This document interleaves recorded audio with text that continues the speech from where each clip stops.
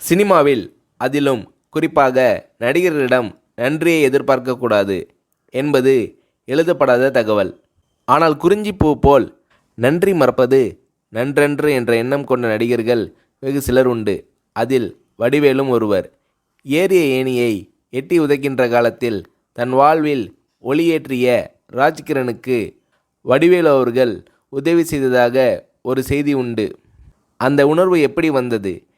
இதை பற்றி வடிவேலு அவர்களை ஒரு முறை சொன்னபோது, எப்படின்னு சொல்கிறது கஷ்டம்ன, ராஜகிரண் சார் இல்லைனா நான் இல்லை, இந்த புகழ் வசதி வாய்ப்பு எதுவுமே இல்லை, அவர்தான் கை தூக்கி விட்டு சோறு போட்டார், எனக்கு அவர் கடவுள் மாதிரி, அப்பேற்பட்ட மனுஷனுக்கு கஷ்டம் வந்தால் பார்த்துக்கிட்டு சும்மா இருக்க முடியாதுண்ணே, அதனால் என்னால் முடிஞ்ச உதவியை செஞ்சேன், அதை உதவின்னு சொல்கிறதே பெரிய வார்த்தைண்ணே, நன்றி கடன்னு தான் சொல்லணும், இன்னும் கூட தீர்க்க முடியாத நன்றி கடன் அது என்று உருகுகிறார் வடிவேலு.